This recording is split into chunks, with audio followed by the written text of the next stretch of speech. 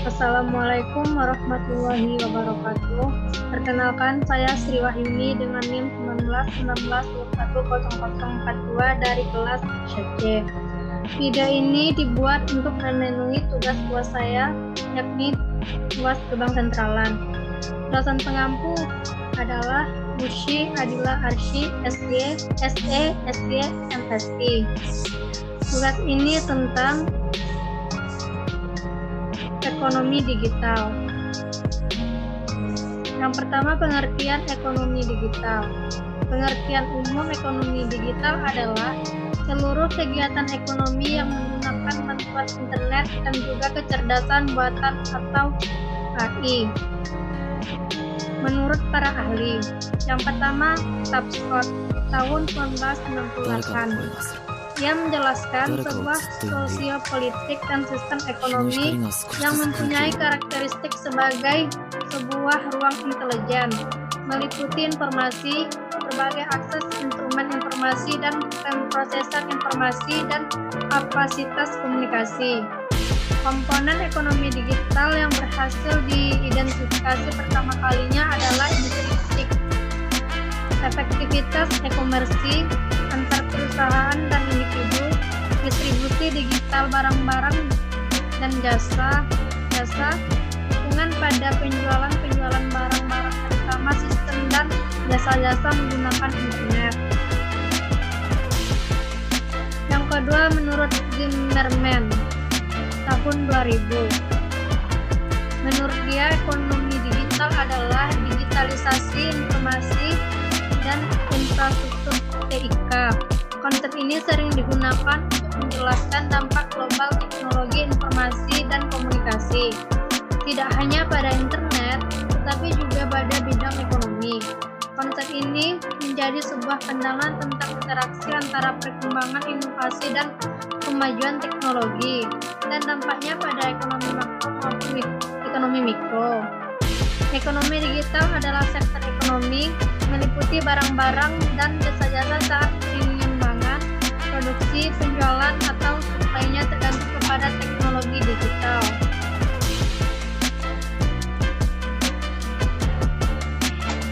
Apa manfaat dari ekonomi digital? Yang pertama adalah menghemat waktu.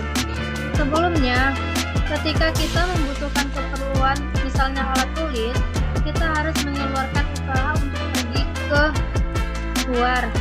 Namun, kini kita bisa menghemat waktu dengan membuat pesanan melalui internet dan mendapatkan barangnya esok hari. Selanjutnya adalah mengurangi biaya. Ekonomi digital juga memungkinkan perusahaan untuk menghemat sewa gedung dengan menjalankan beberapa bisnisnya melalui internet. Yang ketiga, memperoleh info lebih banyak. Internet juga memberikan berbagai informasi kepada konsumen, sehingga konsumen dapat melakukan perbandingan dan memiliki lebih banyak pilihan.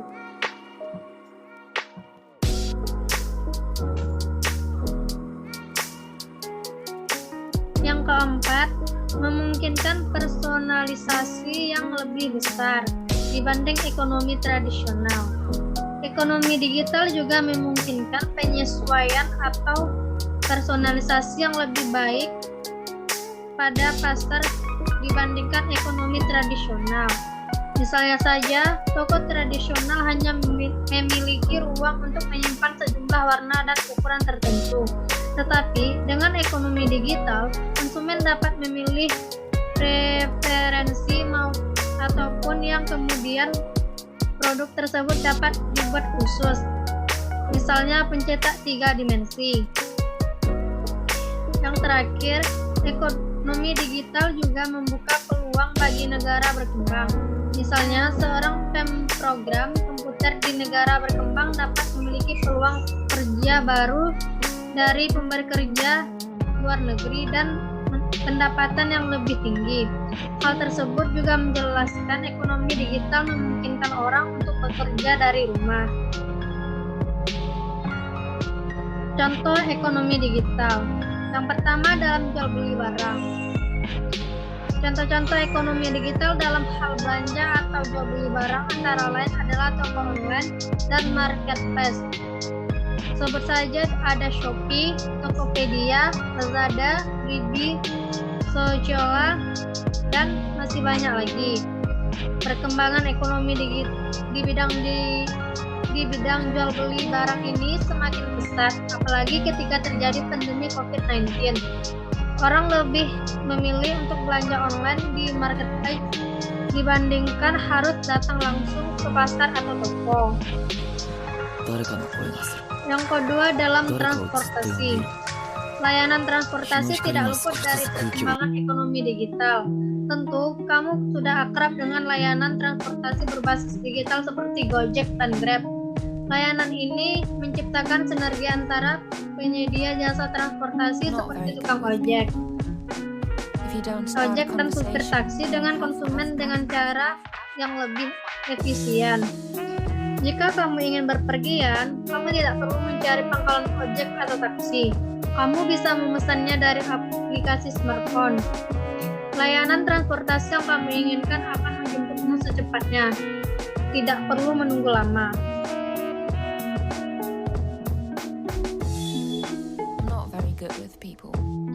Selanjutnya, yang ketiga, dalam sistem pembayaran. Contoh-contoh dalam sistem pembayaran dan dompet digital antara lain adalah OVO, Dana, Link Aja, dan lain sebagainya.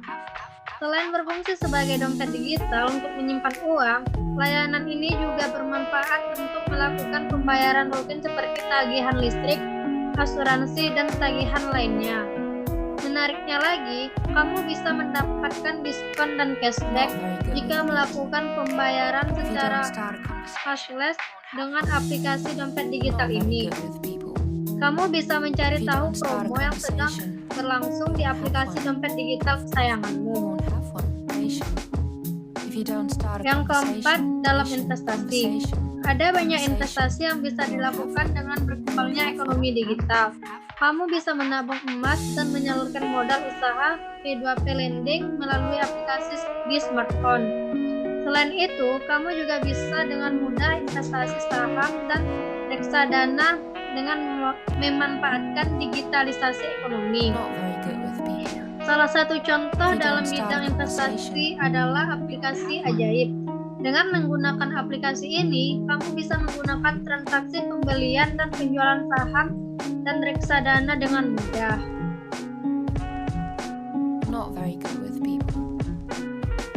Selanjutnya, tantangan ekonomi digital di Indonesia. Yang pertama, cyber security. Sebagaimana negara berkembang yang memiliki peluang besar, Indonesia memiliki arus transaksi online yang semakin meningkat setiap tahun. Hal ini akan menjadi celah baru bagi pihak yang tidak bertanggung jawab untuk melakukan penyerangan terhadap dunia cyber. Bahkan, negara kita pernah mendapat 1.225 miliar serangan siber setiap hari. Salah satu bentuk serangan siber ini adalah ransomware yang dapat menyerang website yang bergerak di perekonomian digital. Kasus yang dapat dijadikan pelajaran adalah bagaimana ransomware dapat membobol bank sentral Bangladesh dan Malaysia.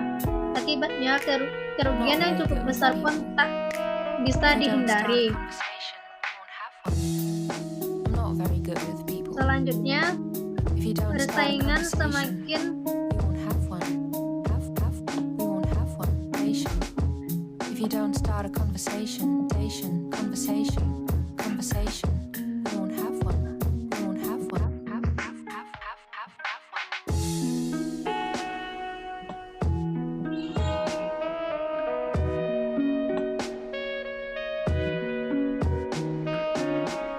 Selanjutnya, persaingan semakin ketat. Perekonomian digital juga membawa persaingan pasar semakin ketat. Berkembangnya e-commerce seolah menjadi peran masuknya produk-produk dari negara lain ke Indonesia dengan mudah. Akibatnya, produk-produk lokal pun jika tidak berkembang akan terus tergerus oleh produk dari negara lain yang cenderung dijual dengan harga terjangkau. Misalnya saja, membanjirnya produk-produk dari Cina, Singapura, dan Jepang. Ditambah lagi saat ini masih minim produk dari UMKM yang masuk ke dalam ranah e-commerce.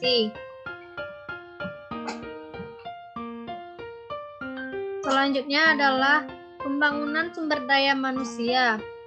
Pada tahun 2017, sebagaimana dilansir dari kompas.com, Google menyebutkan bahwa di Asia Tenggara sumber daya profesional dalam mendongkrak pertumbuhan ekonomi digital masih minim, seperti pekerjaan rumah di negara berkembang.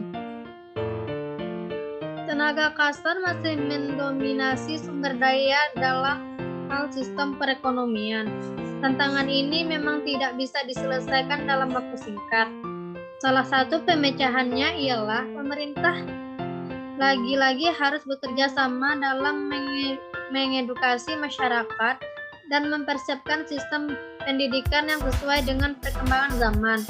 Jika ingin memiliki daya saing yang baik dalam menghadapi ekonomi digital saat ini. Yang keempat adalah ketersediaan akses internet yang mumpuni. Sama halnya dengan pembangunan sumber daya manusia, faktor lain yang tak kalah pentingnya adalah mengenai infrastruktur. Dalam hal ini, yang menjadi poin penting adalah ketersediaan akses internet mumpuni di hampir seluruh wilayah. Sebab, akses internet inilah yang mempengaruhi investasi digital ekonomi di Indonesia. Saat ini, akses internet masih terpusat di pulau-pulau terbesar saja seperti Jawa, Sumatera, Bali, dan Nusa Tenggara. Sedangkan wilayah seperti Kalimantan, Sulawesi, hingga Papua dinilai masih minim. Yang terakhir adalah regulasi yang belum mengikuti perkembangan zaman. Tantangan lainnya ialah mengenai adanya regulasi dan dasar hukum yang perlu direncana untuk mengikuti perkembangan zaman. Hukum klasik yang menyebutkan bahwa hukum selalu berjalan tertatih-tatih mengejar perkembangan zaman mungkin akan berlaku jika aturan main mengenai digital ekonomi di Indonesia tidak ditangani dengan optimal. Menanggapi hal ini, pemerintah pun dengan sigap membuat peraturan perundang-undangan yang mengatur jalannya perekonomian digital nasional. Begitu pula dengan lembaga-lembaga terkait. Ini semata-mata untuk melindungi hak-hak konsumen dan pelaku ekonomi digital agar dapat berjalan dengan baik di masa mendatang. Hanya itu yang dapat saya sampaikan. Jika ada salah, saya mohon maaf. Assalamualaikum warahmatullahi wabarakatuh.